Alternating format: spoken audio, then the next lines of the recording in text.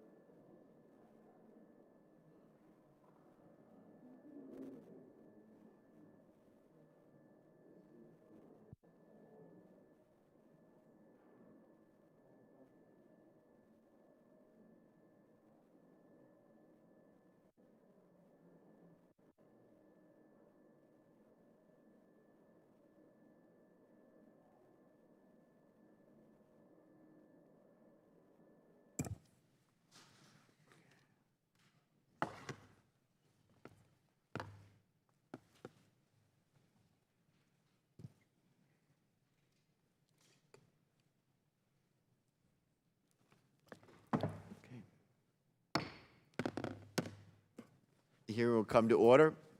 I want to welcome everyone to today's hearing on reviewing the Department of Defense strategy, policy, and programs for countering weapons of mass destruction. Before we get started, I want to introduce and thank our four witnesses before us for their contributions on this important issue. First, Ms. Teresa Whalen, Principal Deputy Assistant Secretary of Defense for Homeland Defense and Global Security in the Office of the Undersecretary of Defense for Policy. The Honorable Al Schaefer, Deputy Undersecretary of Defense for Acquisition and Sustainment, and the current Acting Assistant Secretary of Defense for Nuclear, Chemical, and Biological Defense Programs. Vice Admiral Timothy Szymanski, the Deputy Commander of the U.S. Special Operations Command, now the Coordinating Authority for CWMD.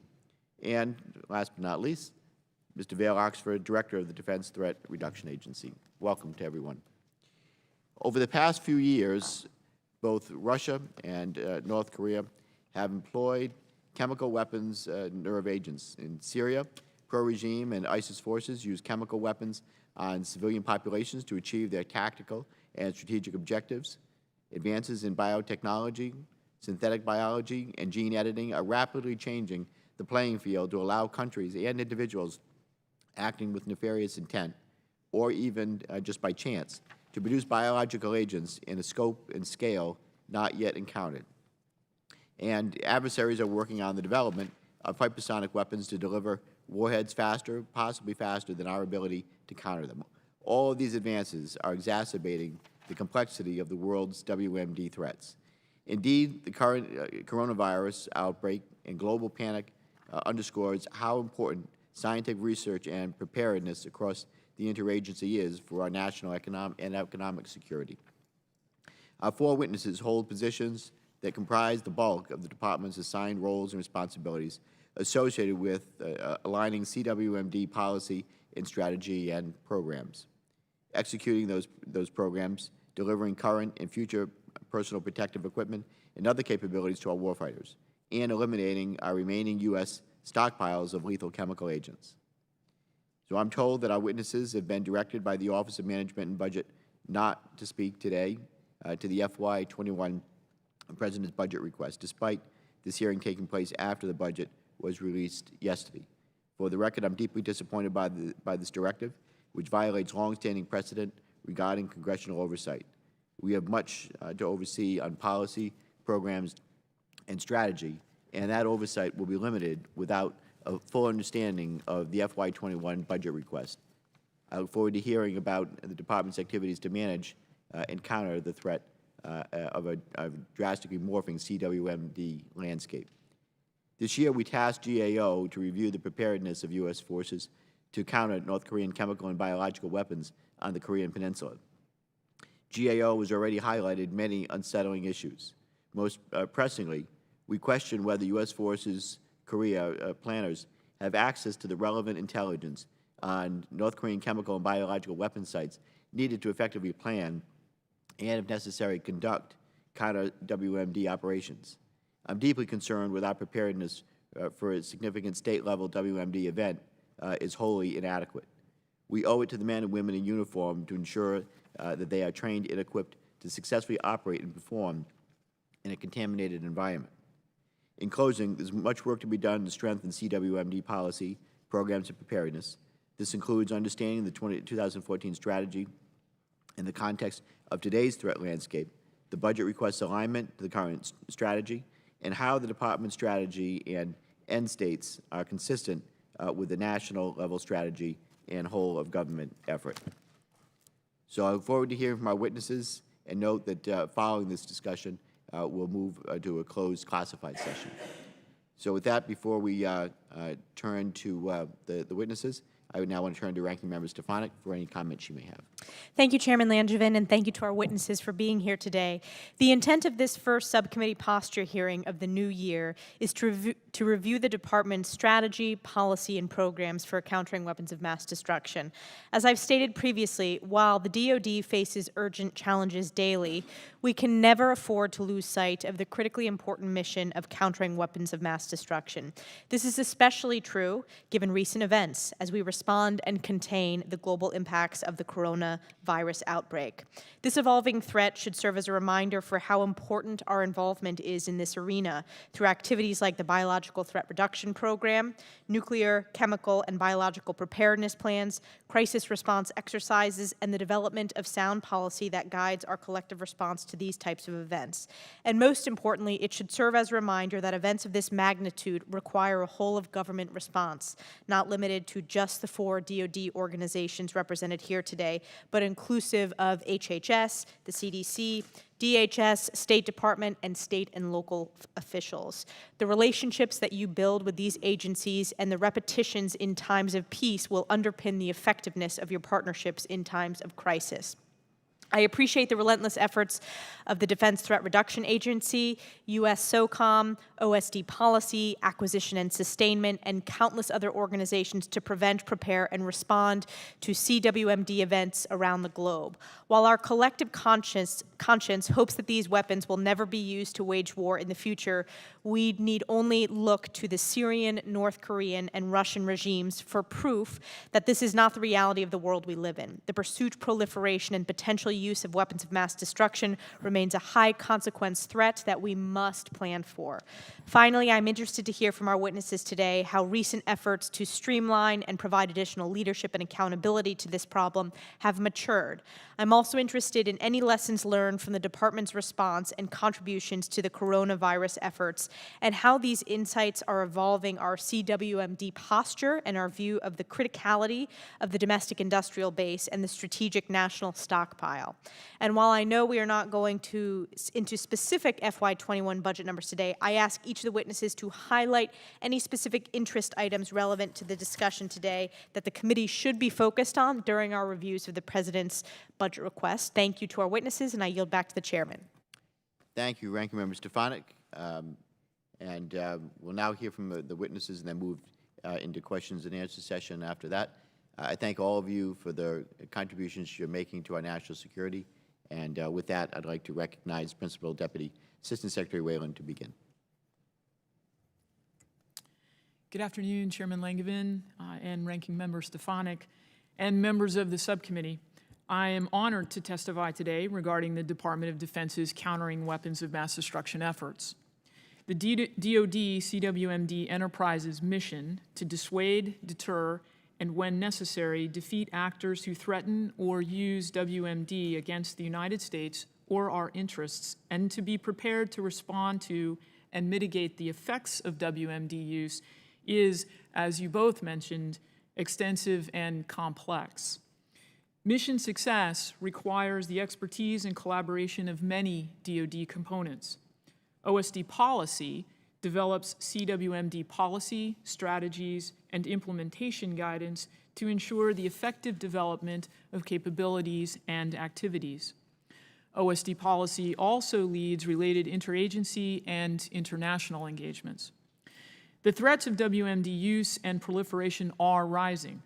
All of the National Defense Strategy's 2+3 actors, China, Russia, North Korea, Iran, and violent extremist organizations have or are pursuing WMD capabilities that could threaten the United States or U.S. interests. Further, the WMD threat landscape is continuously changing. Rapid biotechnology advances are increasing the potential, variety, and ease of access to biological weapons. Converging enabling technologies such as artificial intelligence heighten concerns about these developments. OSD Policy works with DoD components and other departments and agencies to raise awareness and develop strategies to mitigate potential threats while ensuring the United States is postured to realize the benefits offered by emerging technologies.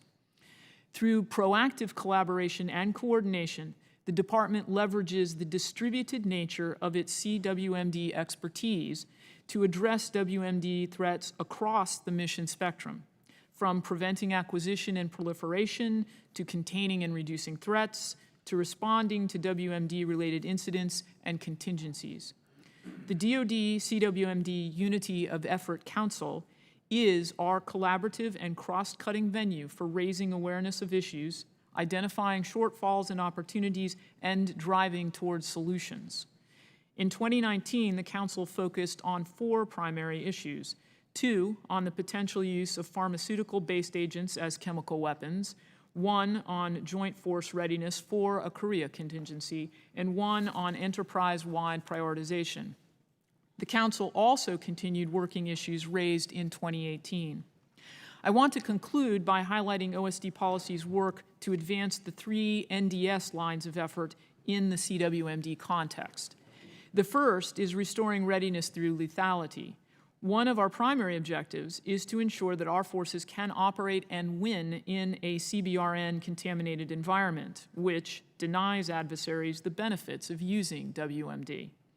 Even before its charter was signed, the CWMD Unity of Effort Council began working with INDOPACOM to review CWMD-related readiness requirements and ensure it is prepared to meet them.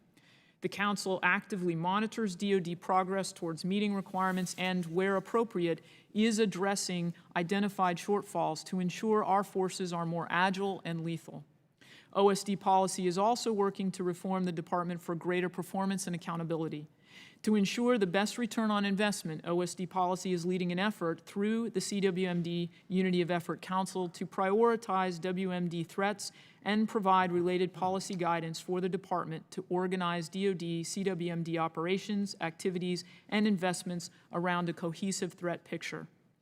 The CWMD Unity of Effort Council prioritization anticipates DoD components will align their prioritization efforts.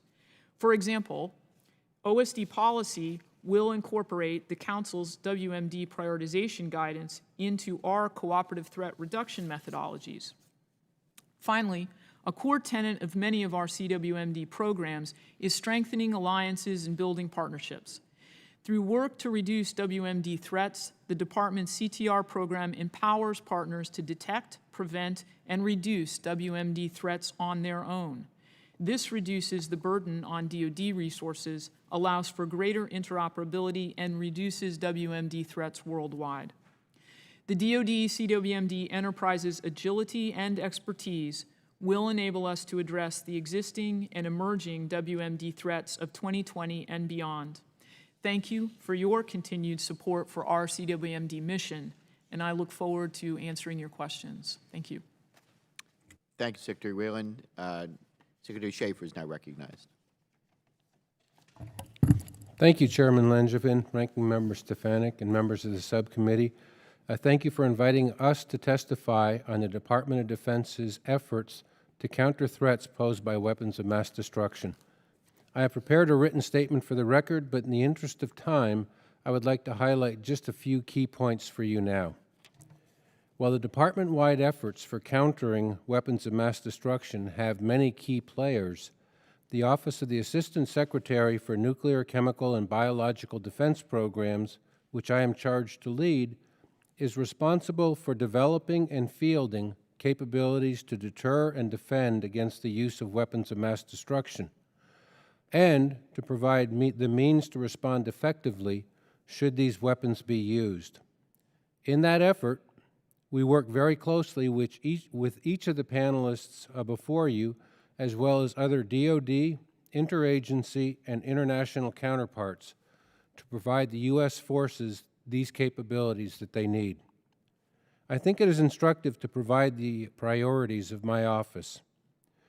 As I said, my office is the office responsible for developing and fielding capabilities for defense against chemical and biological weapons, and for the safety, security, and modernization of the nuclear deterrent, in partnership with most offices in the Pentagon. Consistent with the National Defense Strategy, our highest priority is maintaining the viability and modernization of the nuclear triad as an effective deterrent.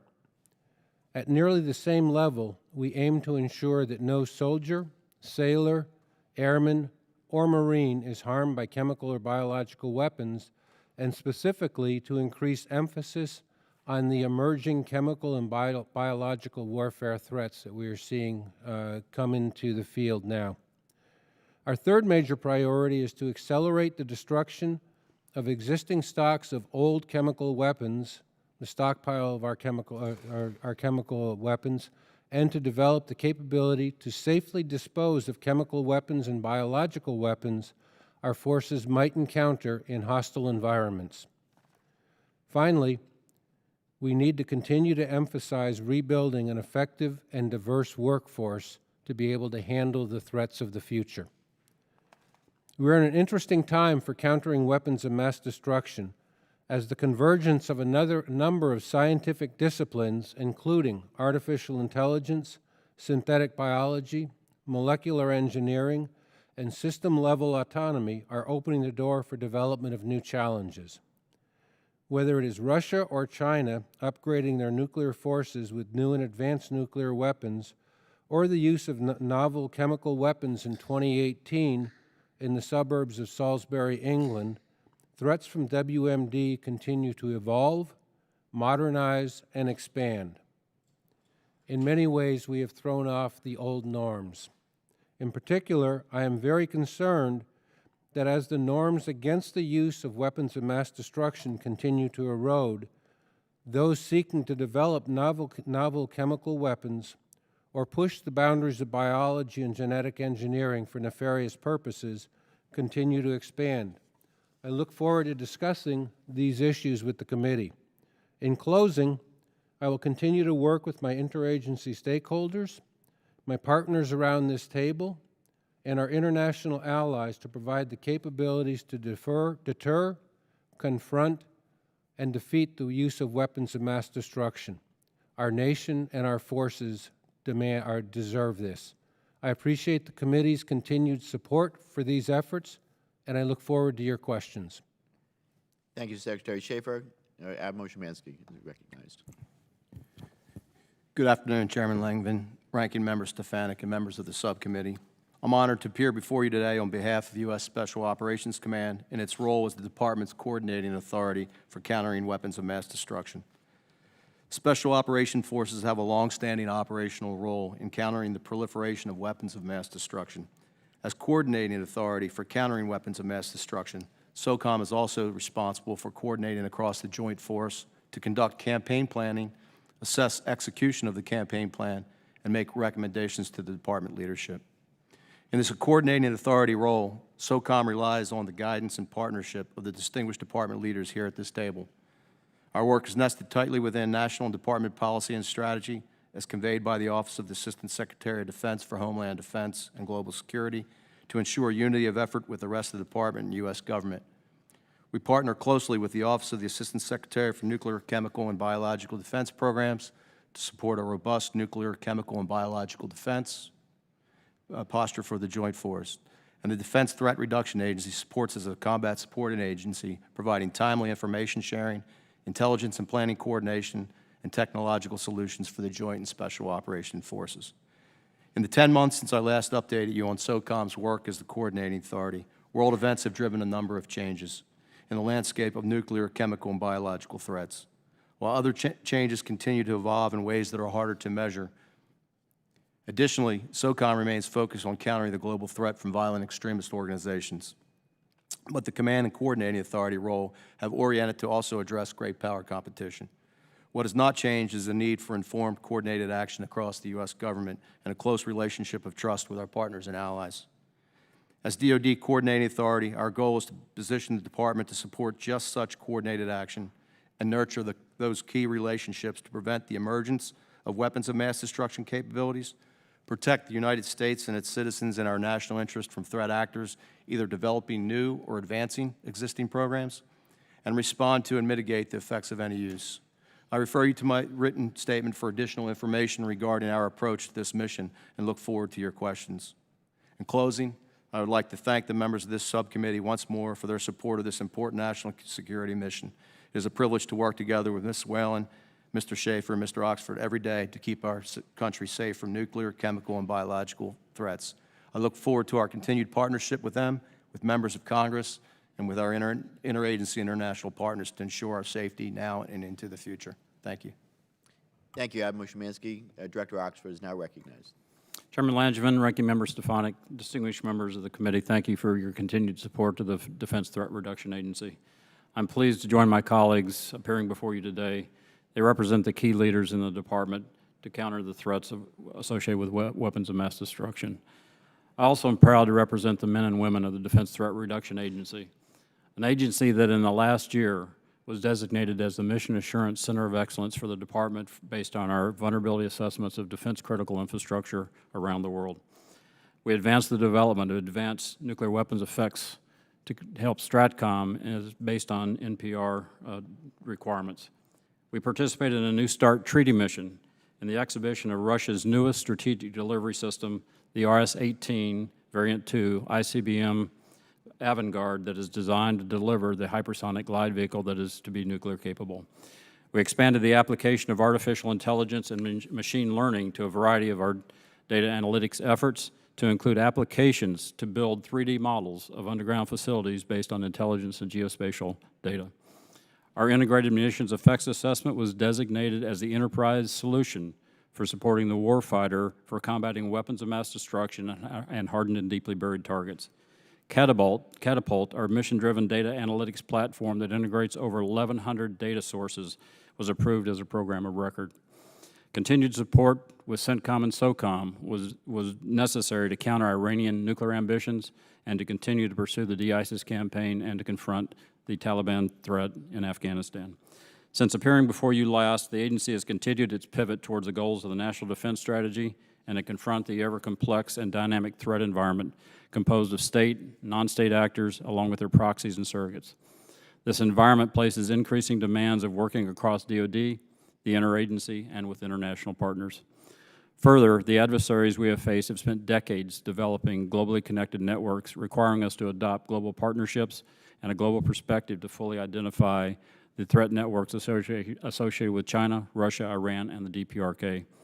To address this global nature of the threat, we have amplified our partnership with U.S. SOCOM to take on additional support for the geographical commanders responsible for dealing with these adversaries.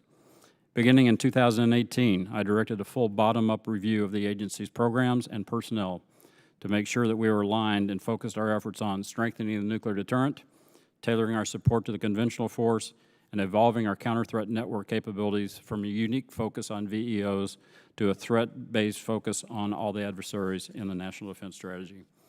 In doing so, we recognize that we must confront and overcome several key challenges. Scaling our network analysis approach from the de-ISIS, Taliban, and al-Qaeda threats to a globally connected nation-state threat. Recognizing that actions against nation-states to compete in the gray zone requires a different decision calculus than countering terrorist networks, thus necessitating even closer relationships with the combatant commanders, OSD, the Joint Staff, the interagency, and our international partners. And most importantly, recognizing the need to more fully understand the intentions and motivations of near-peer competitors. I'll close with two recent examples of long-term efforts paying off in significant ways. First, the CTR program's biosurveillance program work with Thailand enabled their officials to detect their country's first case of the novel coronavirus outbreak, thus helping them mitigate further spread of the disease. Second, the FDA recently licensed the first and only Ebola virus disease vaccine made possible by DITRA Research and Development, with hundreds of thousands of doses now administered across the U.S., the EU, and Africa. It is protecting health care workers, reducing the allure of Ebola as a threat agent, and better protecting the warfighter. Again, thank you for your support of the agency, and I look forward to your questions. Thank you, Director Oxford. Members will now be recognized for 5 minutes. I'll begin by recognizing myself for 5 minutes. Secretary Whelan, how is the department thinking about biotechnology and synthetic biology and other non-traditional materials and capabilities that could be used to cause mass destruction? Thanks, Congressman, for the question. Actually, this is a very important issue, and we're glad that you're raising it and raising the awareness. It's one of great concern to us that we have been looking at from a policy perspective, and I will let my colleagues also comment on what they are doing specifically in their areas of expertise. We have actually funded the National Academy of Sciences to do a study for us on the changing nature of biodefense threats and potential security vulnerabilities to give us some overarching perspectives on it.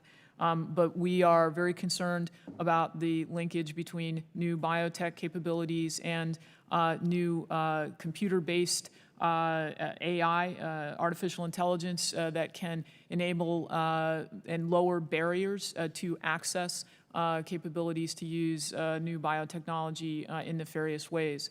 So this is something the department is concerned about, and I will ask my colleagues if they would like to comment on what they're doing specifically to address the issues. Mr. Chairman, if I could, when we look at the nefarious ways that synthetic bio could be used, it can be used to direct modifications to the human genome, allowing for new pathogens to be created. Known pathogens can be started from scratch without a lot of advanced warning. They can engineer and produce novel pathogens that have never existed before. We can make pathogens more dangerous, more transmissible, more virulent in their makeup.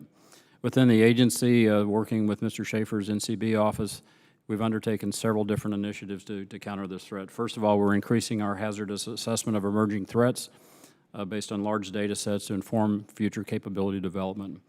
We're developing new hazard prediction models with data produced from threat agent science. We're also developing detectors capable of detecting broad levels of emerging threats. Similarly, developing diagnostics to rapidly provide the warfighters assessments of the threats they face. We're also developing medical countermeasures to start to address some of these novel agents that may appear on the battlefield in the future. Those are just a few of the examples of what the ChemBio Development Research Program that we execute on behalf of Mr. Schaefer's office is attempting to satisfy. Thank you, Director. Secretary Whalen, there's been increasing attention to disease surveillance and response globally, particularly as the coronavirus crisis accelerates. A global biological pandemic would arguably present the single biggest threat to the U.S. short of a nuclear war.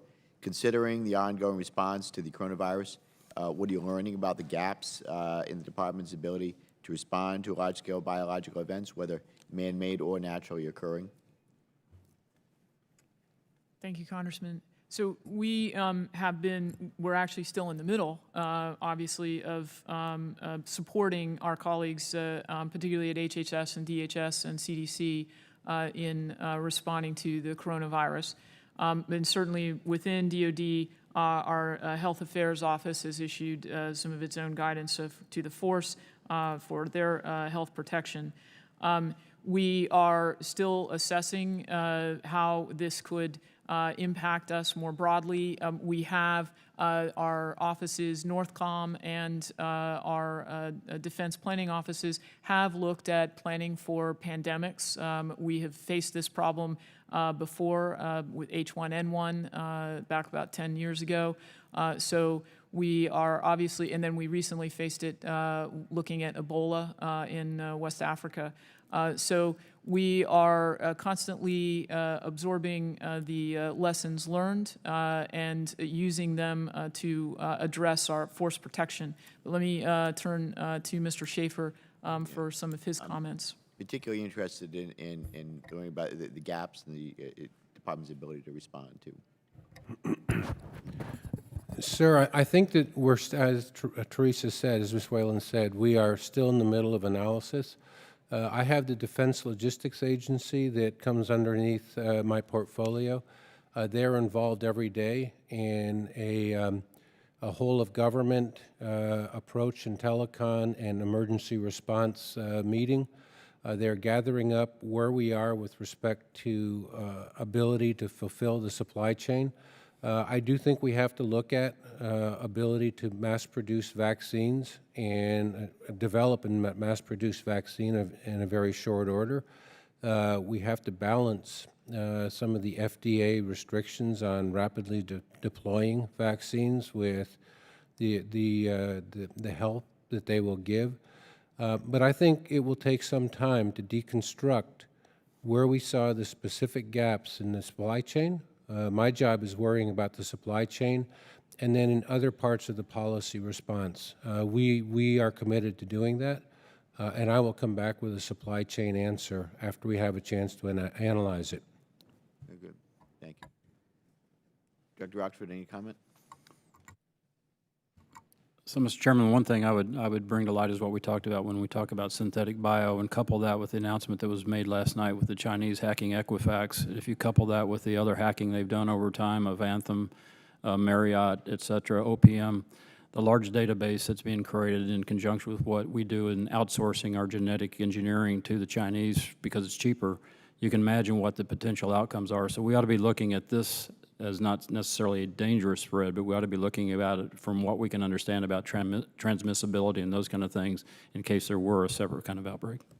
Good. Thank you, Director. Ms. Stefanik is now recognized. Thank you. Mr. Oxford, the Cooperative Threat Reduction Program has been a valuable tool that DoD uses to proactively reduce the threat posed by weapons of mass destruction through partnerships with foreign countries. And in fact, I have had the opportunity to learn more about those as I've led congressional delegations. Last year, Congress increased the amount authorized and appropriated by $35 million.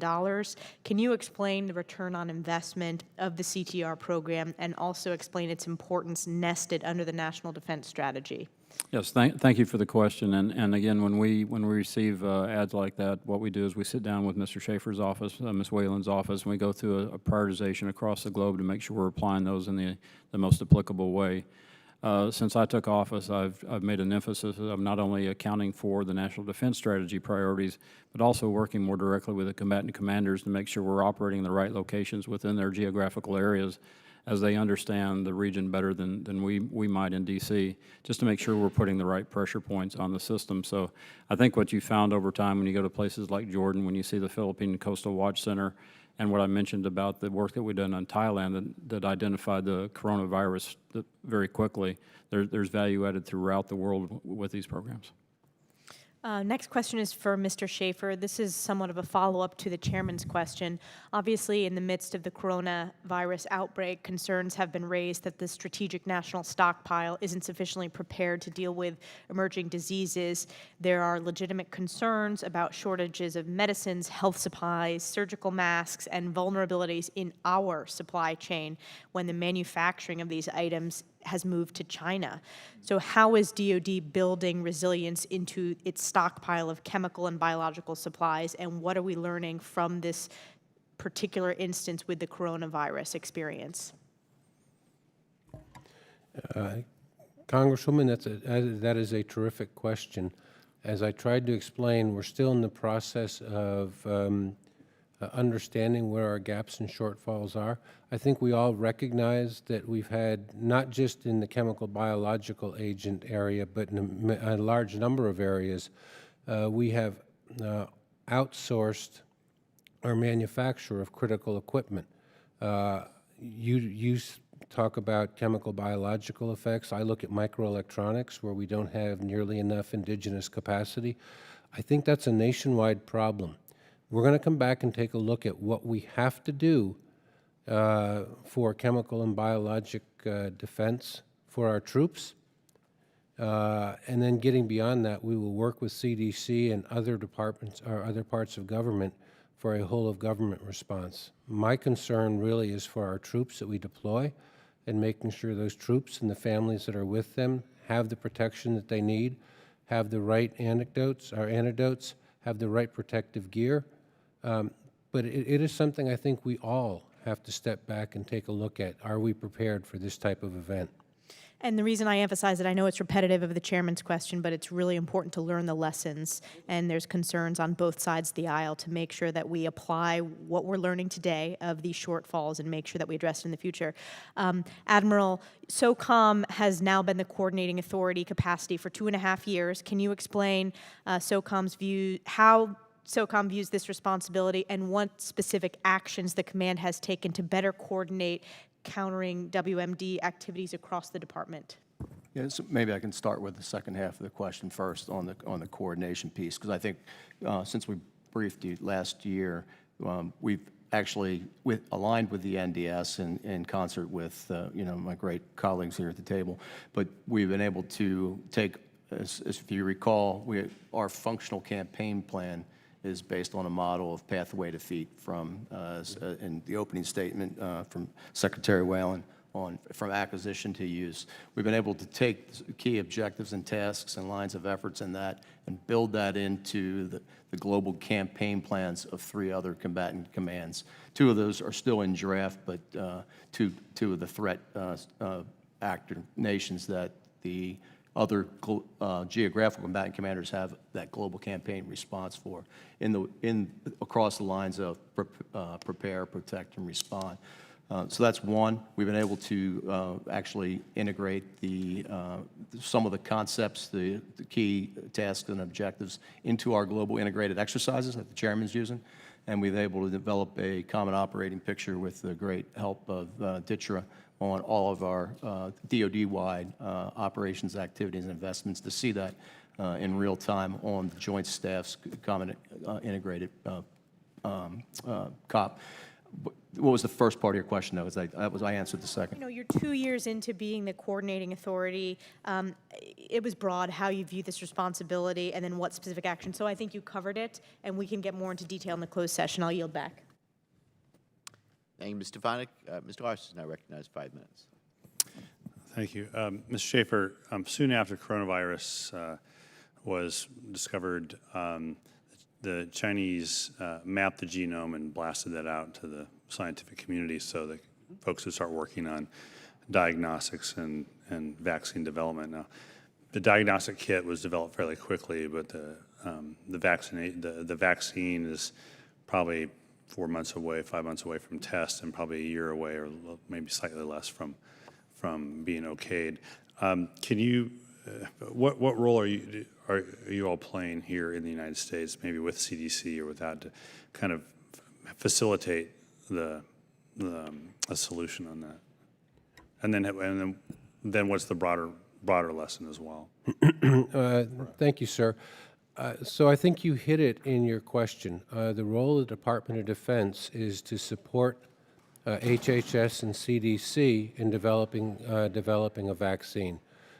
We won't take lead in that. We will make our facilities available for test, but we are in support role for the greater health emergency. I do think we have to take a look at lessons learned. At how long does it take to create a vaccine that can be used, and then how do we think about taking time out of that equation? And I think that's something we're all going to have to discuss over the next coming months. There are ways to cut some time out. It comes with risk, and everything, it's like everything, it's going to be a risk versus value assessment. But we need to look at taking time out, and we will support the CDC in every way possible. Okay. So Mr. Oxford, the downside of this is that the genome of the coronavirus was mapped pretty quickly and blasted out the rest of the world. And you probably saw that and said, oh no, I've got to do something in defense about this. As opposed to offense, create a vaccine, you've got to figure out what this might mean for defending against its use against anybody, including our folks. How have you all approached that at DITRA?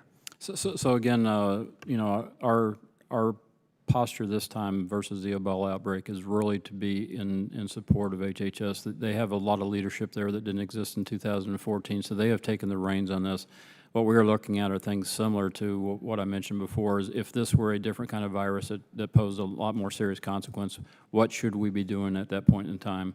Mr. Schaefer has hit on this as well, that, you know, one of the things, if you're in the offensive chemical business, you develop countermeasures alongside of that. We don't have that luxury, so what we've got to do is get it out in front of it with the science, as I mentioned before, looking at what the potential emerging threats are and starting to look at broad-based medical countermeasures ahead of the threat.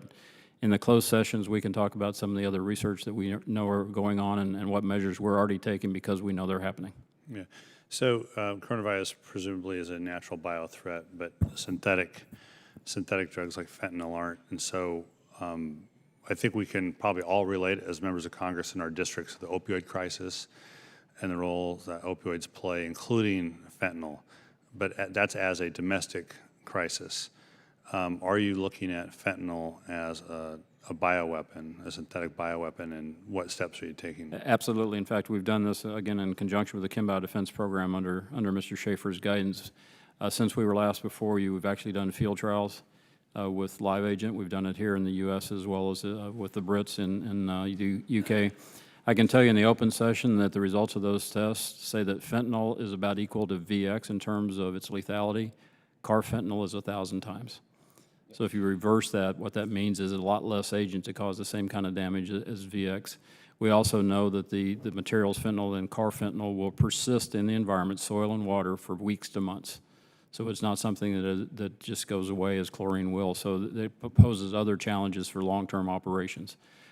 We can talk about force protection and some of the other features in the closed session. Yeah. And then in your testimony and in our discussion in the last couple weeks, you talked about the transition more from threat-based to network-based, looking at threats to more networks. Can you discuss any of that in this open session? Sure. We can talk a lot more in the closed session. One of the things I would go back to some of the other questions about getting out in front of the exporting of capability, for example, to China. We need to be looking at the supply chain network, both incoming and outcoming from this country. We need to identify what components others may be relying upon U.S. technologies that we want to identify up front, as well as what they may be exploiting within universities and those kind of things. So there's a lot there that the network analysis will illuminate, as the ranking member mentioned. What this does is allow us to use the authorities of the interagency like Commerce and Treasury to act on information the Department of Defense can develop. Thank you. Thank you, Mr. Austin. Mr. Conaway is now recognized 5 minutes. Thank you, Mr. Chairman. Panel, thank you all. Turn to something a little more mundane, but could we get an update on our chemical demilitarization program? It's had a couple of non-McCurdy breaches in the last 8 years. We've got another $1 billion spending this year. Are we going to make the 2023 deadline? And I guess that's Ms. Schaefer. You look like you're about to answer that. Can you give us a status on that overall program? Yes, sir. We will make the December 2023 deadline, and we will actually beat it. We have a new program manager that we put in place of it. When we get upstairs, I will have a placemat to put in front of you. The destruction has gone up remarkably in Colorado at the Pueblo Arsenal, and we have started destruction in Bluegrass in Kentucky against the other major stockpile. We're also bringing online three additional static detonation chambers. Layperson, you can think of, we heat the thing to such a degree that it vaporizes the entire munition. Yeah, we're going to make it. On budget? Oh, absolutely. We will not be asking. Well, it depends, sir, on our original budget estimate or what we have right now. We will make it on the budget estimate for right now. Okay. We will not go higher. And the other question was, the report each year said you were looking at accelerating or ways to accelerate the destruction, and that's what you're talking about there with the that you may get in ahead of time. Yeah, bring on. Well, so we've done a number of things. We're bringing on additional static detonation chambers. We're increasing. We're working with the local state environmental agencies to increase our throughput. We're going to 24-hour operations in some cases, and the increase in the rate of destruction of the existing stockpile is remarkable. I think as of a year ago, we were somewhere under 20%. I have Dr. Charles Ball behind me who's responsible for this. Within the next couple of weeks, we'll be over 50% destroyed at Pueblo. All right, good news. Thank you, Mr. Chairman. You're back. Thank you, Mr. Conaway. Ms. Houlihan is now recognized 5 minutes. Thank you, Chairman. Mr. Schaefer, my first question is for you. It's my understanding that the GAO completed a report about 5 years ago that established that the department had made progress at researching, developing, and making available medical countermeasures against biological threats, but did not use its established process for annually updating its list of threat priorities. From there, it's my understanding as well that the department concurred with the GAO's findings and identified steps to address their recommendations. Can you, in this environment, possibly share with us what the department has done over the last few years to implement a process to ensure that the biological threats list is prioritized appropriately?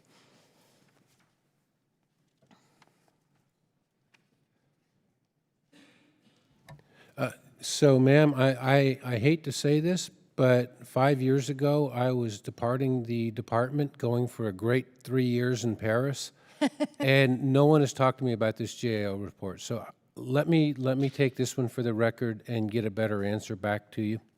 Thank you. I would appreciate that one. Yeah. And my second question actually sort of relates to that as well. I'm concerned that we don't give enough attention to biological and chemical weapons and spend a lot more time thinking about nuclear threats than we possibly should. And I'm just trying to make sure that we have what are we doing to make sure that we think about these issues and that we are addressing these in an adequate way? How are we making sure that we're having adequate investments in biological threats and that we're not spending our time in threats that are potentially antiquated in some ways? Yes, ma'am. I presume that's for me. So I will answer this in kind of a broad perspective. When I took over responsibility, I looked at where we were, what our investment priorities were.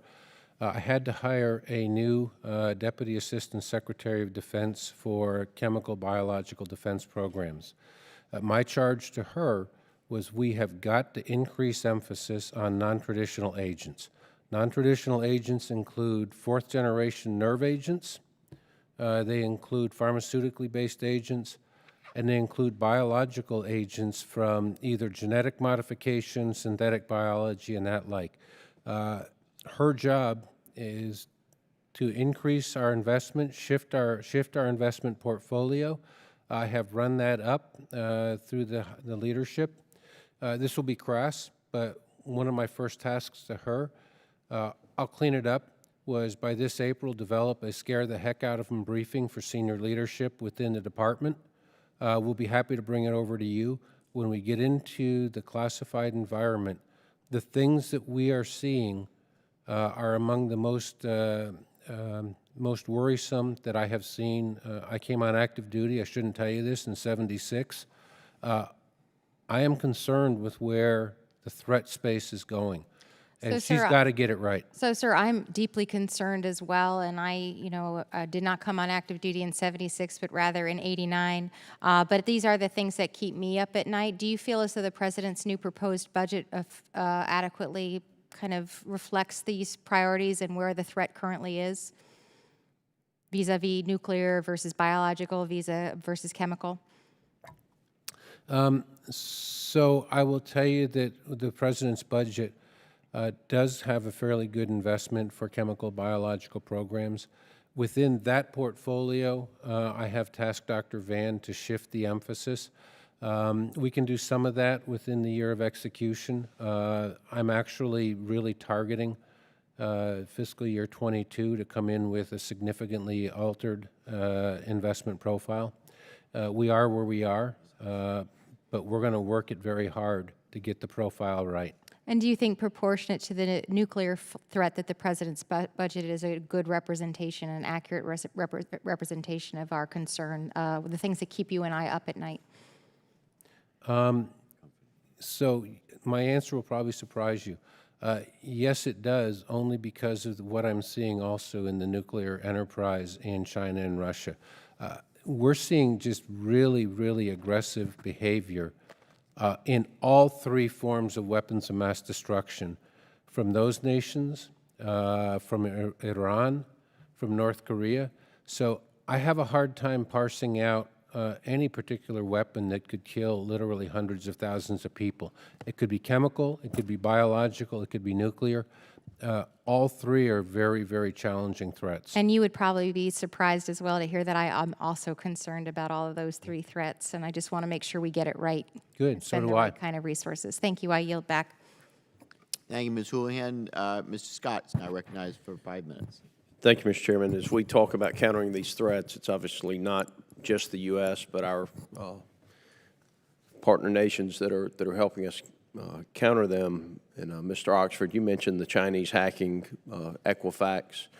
There's public reporting that China has threatened Germany, Denmark, and France that if Huawei is discriminated against or not selected in the development of their networks, that there will be retaliation, economic retaliation from China towards companies from those countries.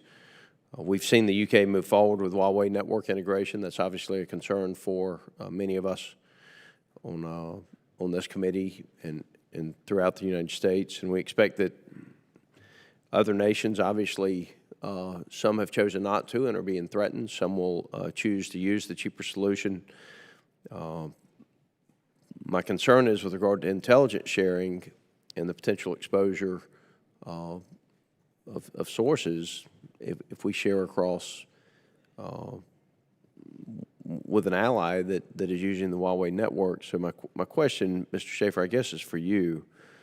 When we talk about acquisition efforts with the United Kingdom or with other partner nations who are using Huawei or other companies that we deem to be not safe for us to transmit sensitive information through, what issues do you see moving forward with these types of bilateral engagements with countries that are our friends and partners if they're using Huawei to design their networks? Sir, the use of Huawei by our closest allies and friends is a concern. There's an awful lot of activity going on at the diplomatic level. If we do not believe a nation can protect information, we will not share it with them. And I think anything else we say is probably best saved for the closed session. Okay. But you hit upon a very strong concern. It's a strong concern by by Secretary Esper. It's a strong concern by both myself and my boss. And when you look at the convergence of digitization of data with artificial intelligence that Mr. Oxford just talked about, there is a substantive threat to the nation. And I'll just leave it at that. I'll accept that, and I'll just make one further statement. I mean, hacking is something that you expect from a rogue nation or from a terrorist organization. China is one of the largest nations in the world, one of the three most powerful nations in the world. The fact that they conduct themselves this way is of great concern to me, and I know the committee as a whole. And I'll leave it at that and wait until we go behind closed doors. And Mr. Chairman, I will yield the remainder of my time. Thank you, Mr. Scott. Mr. Bacon is now recognized 5 minutes. Thank you very much. I thought I wasn't next in line. First of all, I appreciate all of your expertise here today. Mr. Bacon, I misspoke. I apologize. Okay. Mr. Gallagher is now recognized for 5 minutes. That's what I was thinking too. Yep. I assumed it's because Bacon's a general and I'm just a captain, but My apologies. it's fine. It's fine. How much? I don't know who to direct this to. Possibly to Mr. Schaefer. How much have recent advances in synthetic biology and our ability to sort of literally print organisms, right? We're not just talking about CRISPR rearranging the ATCs and Gs. We're sort of printing sequences of ATCs and Gs. There's sort of a commercial market for that. Give us a sense of how that's changed the threat picture and where we are relative to the Chinese in that space. So I will tell you, I have a very good staff. I am not the biological expert, but my understanding is that the U.S. still leads in these technologies. But there's an awful lot of information, intellectual property flow to China. We know the Chinese are very good. We know that they're using advanced techniques. I think it's something we have to monitor very closely. And the whole business of academic freedom and academic research coupled with national security is something we all have to think about in the information age. What's the risk payoff benefit between total openness of information and ability to do very exquisite data mining? And this is something I think we, as a technologist, I can explain where the opportunity is, where the threat is, but we're really opening up a really significant policy debate, sir. Yeah. I don't know if anyone on the panel has thoughts on, I mean, we're seeing the emergence of companies that are manufacturing and printing organisms right now, which is stunning. And to what extent does DoD think about that as an area where we need to invest further? I just open it up if anybody does study these issues.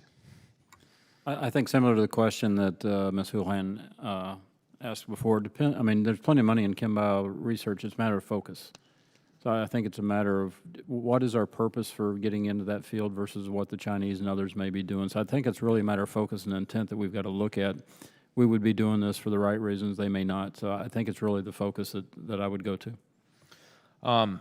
Quickly, and this may be relegated to classified session, but to what extent when we war game scenarios on the Korean Peninsula, are we including the assumption that the DPRK will initially use biological and chemical weapons? For example, the thousands of artillery pieces that are built into Quezon Heights that can range Seoul will be armed with chemical and biological weapons. Is that a worst case scenario we plan against? Do we plan against it at all? Congressman, yes, absolutely. I mean, we have to be ready to operate in a seaborne contaminated environment. And in fact, our readiness to operate in such an environment, we believe, hopefully is a bit of a deterrent to the use. If we can show that no matter what you throw at us, we're still going to be able, our forces are still going to be able to operate effectively, we think that might actually serve as a deterrent. But yes, we do plan for that. More detail would have to wait until the closed session, but it is absolutely on our radar screen. And just one quick follow-up, and I do hope we can follow up in classified session. I mean, it's one thing to allow our troops to operate in such an environment, but when you're dealing with the second largest metropolitan area in the world, I mean, there are limits to our ability to minimize civilian casualties in such a scenario, correct? Yes, there are. That's Okay. correct. Well, with that, in an effort to get to the classified session, I will yield the minute and 2 seconds I have left. Thank you, Mr. Gallagher. Ms. Slotkin is now recognized 5 minutes. I apologize. I'm just coming in, so I'm going to yield my time and just listen because I don't want to take us off track. All right, thank you very much. Now, Mr. Bacon is recognized. Thank you. I appreciate that, Mr. Chairman, and I appreciate you coming and sharing your expertise today to our great panel. I have 3 questions. I'm going to try to direct them and try to keep the answers succinct, if you would. My first question is to Ms. Whalen and Mr. Schaefer. If a WMD attack or accident occurs, the United States may need to be able to treat massive numbers of casualties quickly. This will likely create a demand on emergency and medical services that would overwhelm local and regional available resources. And so, like UNMC, or University of Nebraska Medical Center, we have a great capacity to treat bio-emergencies, and we're trying to expand upon that. So my question is to Ms. Whalen and Mr. Schaefer, what are we doing to ensure that we have the capacity at the national level to effectively respond to a WMD skill event in terms of medical facilities, beds, and specialized training? Thank you. Thanks, Congressman. So on the DoD side, we actually have a seaborne response enterprise that we have put together over the last 2 decades. And we've got about 18,000 plus, give or take, active and reserve forces who are trained to be able to support the local first responders and obviously FEMA. We work through FEMA at the national level and would only be engaged, at least with our federal and reserve forces, through FEMA at the national level. At the state level, obviously, the National Guard can come into play under state authority. So we are prepared to support if there is a domestic event. Mr. Schaefer, anything else to add? Okay. My second question is to Admiral Szymanski and Mr. Oxford. At the University of Nebraska Omaha, we have the National Strategic Research Institute, which is a university-affiliated research center that is focused on technologies for detecting and countering nuclear, biological, and chemical weapons, as well as disease outbreak. Can you speak to the importance of these kind of university-affiliated research centers in building our ability to detect and respond to WMD events? Congressman, I think one of the things that would be interesting is we've used the center in Omaha to actually attract future talent. We fund some of the research out there. We've also used some of the staff expertise within the office to actually help us start to war game some of the advanced threats. For example, we just ran a limited nuclear war game within the agency to find out what challenges we may have confronting, for example, Russian use of nuclear weapons. It was talent that was out at the facility that we actually used. I think generically to all those affiliated universities, SOCOM uses a number of universities for different aspects of the SOCOM's enterprise and its portfolios. And just recently, we conducted a conditions-based assessment or an overall assessment of our sensitive activities going forward. We can talk a little bit more about that. But we would not be able to get some of the analysis and the research done required otherwise without those affiliated universities. Our University of Nebraska is very proud of what it does, and they'd want to continue supporting DoD. While Mr. Oxford's here, I'd like to just piggyback on some questions on Open Skies. Can you give us an update on the Open Skies mission? You know, it's been a little bit under the microscope lately, and I'm a big supporter, but I'd like to get your update. Sure. Thanks for the question. First of all, last fall, working with the Joint Staff Policy and the National Security Council, there was a determination made to actually increase the strategic value of every mission that we flew. So we've actually, without going into detail, we have started flying in places within and over Russia that we hadn't before. We just completed a mission in late January that we'd never flown in January before. So this is a matter of using the strategic nature of the treaty that may not have been used the way it should have for the last 20 years. We have another mission going on right now, so back-to-back missions. And if we fly all the missions currently planned this year, it'll be the busiest Open Skies season ever. Great to hear. What is the value of Open Skies to our allies? Because I think that's an area that we're missing in our discussions. So you know, when we talk about leaving Open Skies, we have a lot of consultation with our treaty partners, and they've been universal in the need for this dialogue, this ability to do that, and the ability again to continue to put pressure on Russia. I was at UCOM last week. We were talking about UCOM's European strategy for 2020, and it's clear NATO is coming together like it hasn't in many years as a community worried about Russian influence, and the ability to push back on Russia is becoming more of a NATO issue. So these kinds of our capabilities, I think they find very valuable. Thank you. I yield. Thank you, Mr. Bacon. I believe all members have had the opportunity to go around one round of 5-minute questioning. So with that, there are no additional questions. We're going to recess now and move to the closed session.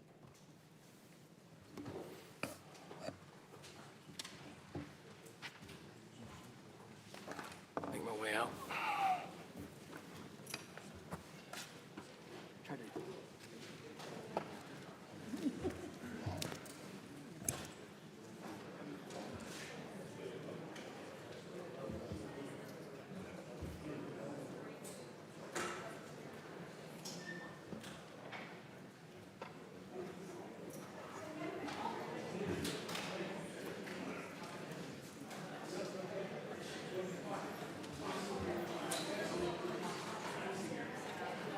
Gene, let's go.